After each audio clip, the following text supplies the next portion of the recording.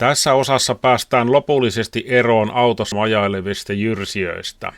Moottorikin saadaan käymään kunnolla ja vanhassa valokuvassa esiintyvään konstaapeliin saadaan yhteys.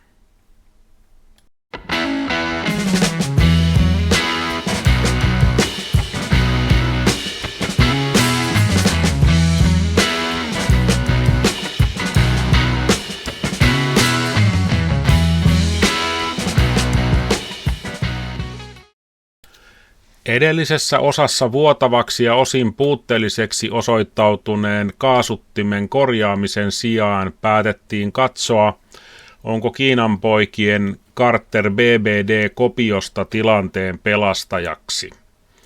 Erityisen houkuttelevaksi tämän vaihtoehdon teki sen edullinen hinta. Hintaeroa tämän kaasuttimen ja korjaussarjan välillä oli vain muutamia kymmeniä euroja, hieman ostopaikasta riippuen.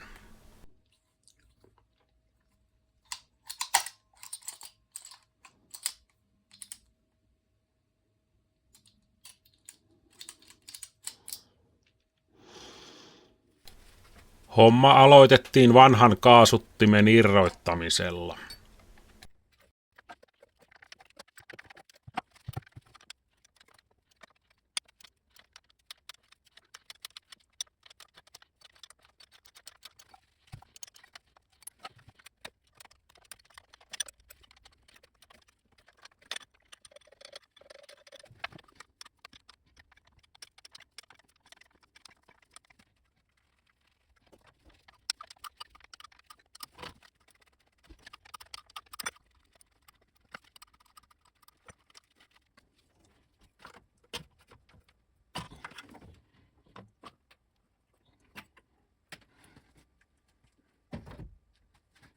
Tulipellin ja moottorin välinen maakaapeli oli edellisessä osassa jäänyt näköjään kiinnittämättä. Vanha ja uusi kaasutin ovat pintapuolisesti hyvinkin samanlaisia. Kaikki vivut, akselit ja alipaineletkujen liittimet löytyvät samoilta paikoilta.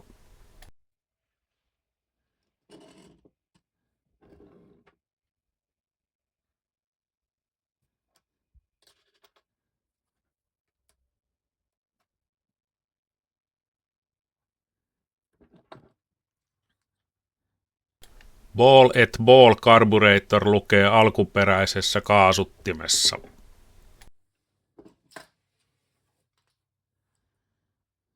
Kiinalaisessa kopiossa ei ole mitään tekstejä. Uuteen kaasuttimeen piti vielä siirtää vanhasta kaasuttimeen kiinni tuleva bensaputki ja kaasuvivuston osa, johon kaasuvaijeri ja kickdown-vivustot tulevat kiinni. Aika näyttää, olisiko rahat sittenkin kannattanut sijoittaa vanhan kaasuttimen korjaussarjaan. Vielä kuitenkin näyttää ihan hyvältä. Sitten vaan uuden kaasuttimen asennus paikoilleen.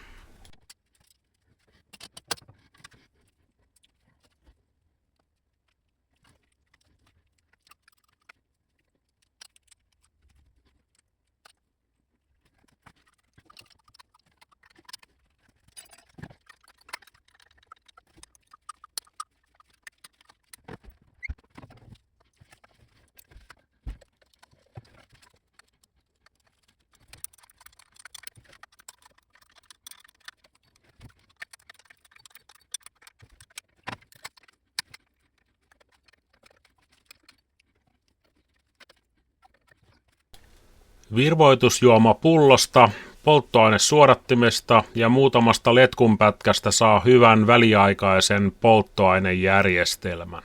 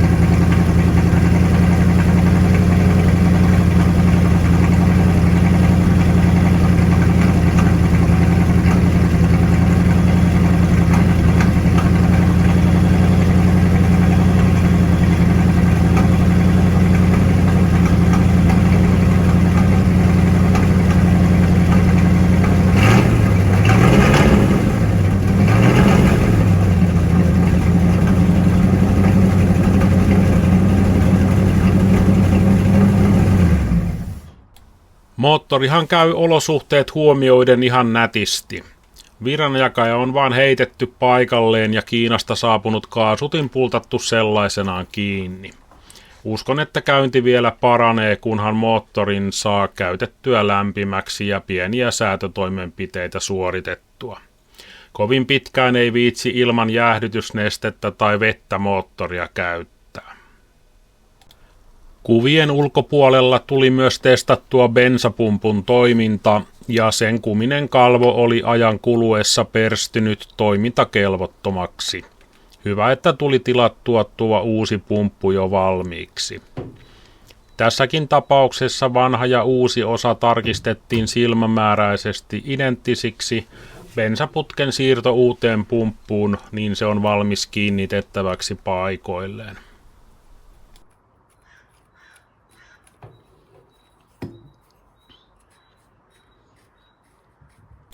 Vanhaa bensapumppua irrottaessa napsahti vanha kovettunut bensaletkun pätkä poikki. Vuosikymmeniä autossa olleena se ei sinänsä ole yllätys, mutta valmistajasta riippuen kaikki nykyisetkään letkut eivät välttämättä kestä muutamaa vuotta pidempään. Muistutuksena siis näin kevään korvalla, kun kesäkauden harrasteajoneuvoja taas ollaan ottamassa ajoon.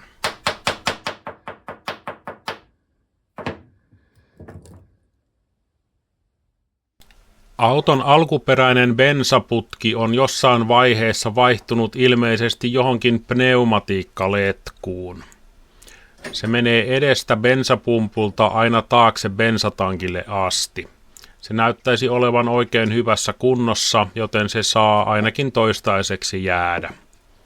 Seuraavana vuorossa uuden bensapumpun asennus.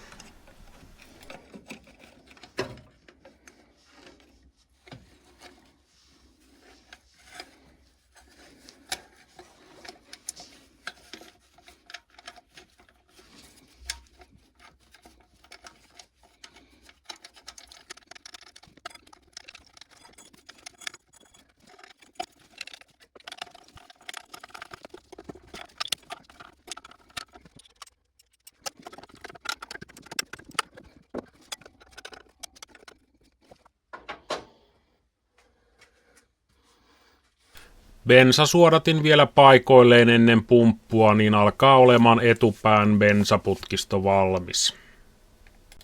Autoon on jossain vaiheessa vaihdettu bensatankki jostain toisesta automallista. Täyttöputkelle on jouduttu tekemään reikä takakontin lattiaan, mutta homma on hoidettu todella asiallisesti. Aukko on jopa peitetty kumilevyn palasella, josta täyttöputki sitten tiiviisti ja siististi menee läpi.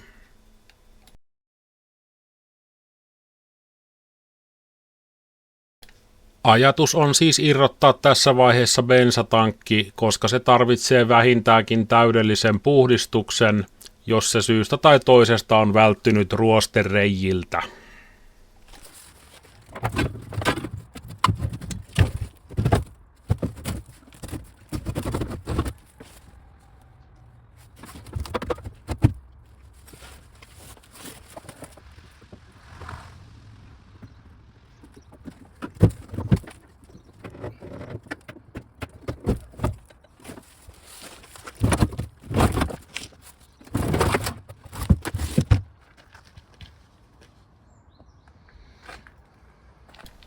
A-Kori-moparin tankki vaikuttaisi olevan 1960-luvun jälkipuoliskon Dodge Dart tai Plymouth Valiant. Väliaikaisena bensatankkina toimii jatkossa ehkä enempi veneilyyn sopiva polttoainesäiliö. Siirrytään sitten aiheeseen, joka ainakin itseäni innostaa vallan tavattomasti.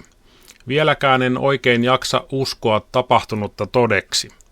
Vuodenvaihteen tienoilla nimittäin keskustelin kuvan henkilön kanssa puhelimessa noin tunnin ajan. Mystinen konstaapeli on siis löytynyt. Kiitokset siitä vielä kerran Matille, joka meidät saattoi keskusteluyhteyteen. Käytän konstaapelista, nykyään toki jo eläkeläisestä, jatkossa nimitystä Herra K. Oli hämmentävää huomata, miten hyvin herra K. edelleen auton muisti. Kävimme puhelussa läpi käytännössä kaikki auton poliisivarusteet sekä mukavia yksityiskohtia liittyen muun muassa auton huomattavan korkealla kuvassa olevaan keulaan ja alkuperäisen laturin riittämättömyyteen, kaikki pillit ja valot päällä pitkää matkaa ajettaessa. Pyysin herra K:ta arvioimaan, miten paljon autolla oli liikkuvan poliisin aikana ajettu.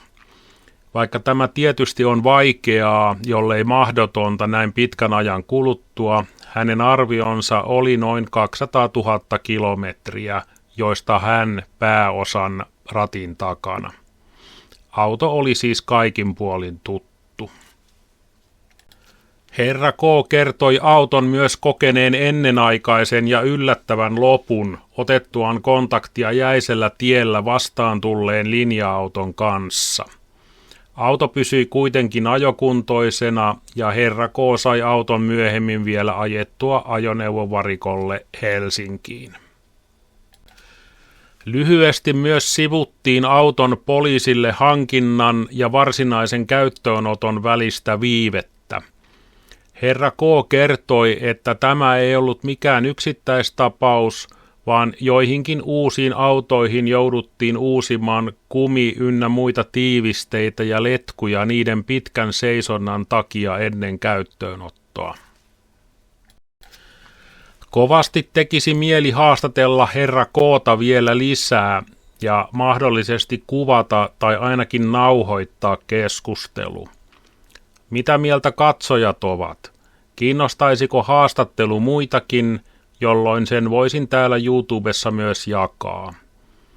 Jos vaikka päästäisiin hieman pidemmälle tuon ainakin omasta mielestäni ristiriitaisen tilanteen kanssa, jossa toisaalta uusia autoja viruu autovarikolla käyttämättöminä ja toisaalta kalustopulan vuoksi tarva lahjoittaa niitä lisää. Poliisiautohan ei näytä poliisiautolta ilman vilkkuvaloa. Aikani internettiä selailtuani ja tutustuttuani vilkkuvalojen ihmeelliseen maailmaan otin yhteyttä Ruotsissa asuvaan harrastajaan nimeltä Patrick.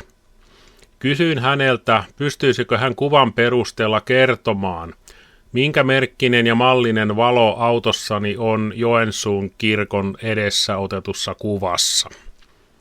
Montaa minuuttia ei tarvinnut vastausta odotella, kun hän viestitti valon olevan saksalaisvalmisteinen Pinch Bamag RKN 12BQ.